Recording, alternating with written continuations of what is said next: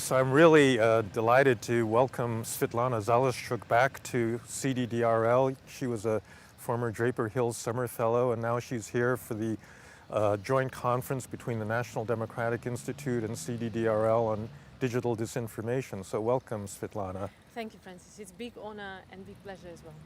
So Ukraine is one of the countries that was targeted very early on with digital disinformation. Can you say a little bit about your country's experiences and advice that might produce for other countries dealing with this problem? Ukraine is on the front line in this hybrid war with Russia, and military element is, we really don't have to underestimate it, but the biggest part of it is obviously its disinformation and propaganda.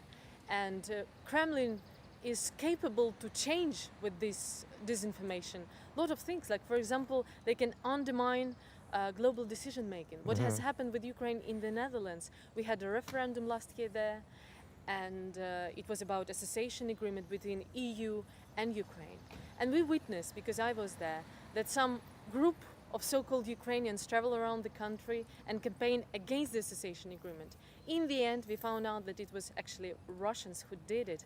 But we lost the referendum. It was on the error of margin. And it's one of the great, very bright example of how Russian disinformation managed to change some decision which is 1,000 kilometers away and influence our country, our destiny. Also, another example, obviously, about the work of Russian media in Ukraine. I believe that to the large extent this war was possible. Annexation of Crimea was possible because we had Russian media working in the east and in the south that created this Russian world, Ruski Mir, it's so called. And people were just brainwashed. People didn't get the information from the government, from the central from Kiev. And it was possible to instigate the whole conflict on the ground that Russia is protecting Russian language speakers. This is ridiculous because 60% of Kiev people, for example, speak Russian. My both languages are Russian and Ukrainian, but nevertheless, people believed in this myth, which allowed Russians to undermine the peace and to instigate the conflict. So what we see that disinformation, however it may sound very innocent, to be honest, as a journalist, I think when you say disinformation, people may think this is about information, journalism, media, but it's not. It's about really global decision making. It's about not just freedom of expression, freedom of rights, it's about money, resources, global political decisions. It's about everything in the world. And it's also what is bright that it's not, Ukraine is not the only one here. We see that Russians managed to undermine certain institutions, elections in US, participated in France, now in Germany. So it's all around the world. It's international. And have you seen any ideas for how to fight back? Obviously Ukraine has developed its own countermeasures, but there's other things, especially here in Silicon Valley, that could be done. Ukraine acted having those instruments that we had. Like, for example, we created a really creative platform, Stop Fake.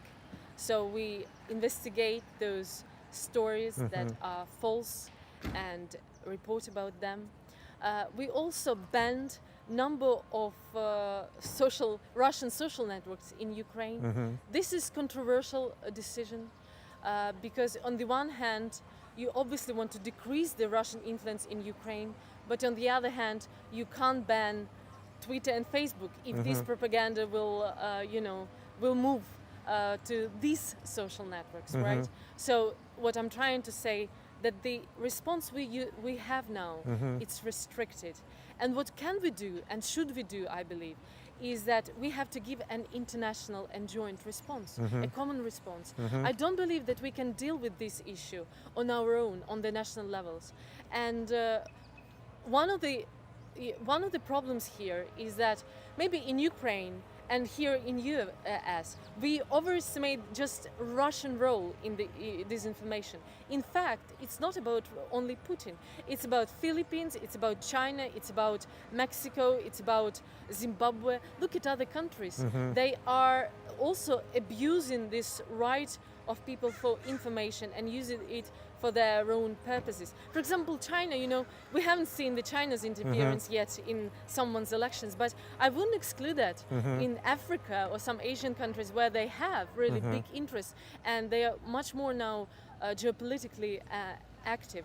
So I believe it has to be an international response on the high-profile level, and it has to be collaboration between politicians and experts and people from universities together with digital companies, big companies like Facebook and Google and so on.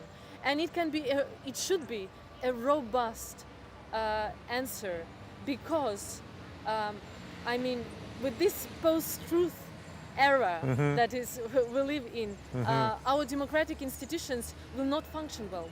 Well, I agree. I think that this conference is evidence of a growing sense that we really do need this kind of international cooperation. So we're hoping that we're going to build on that. Certainly CDDRL is going to do that. So thanks very much for coming, and it's really great to see you again. Thank you once again. It was my honor. Okay.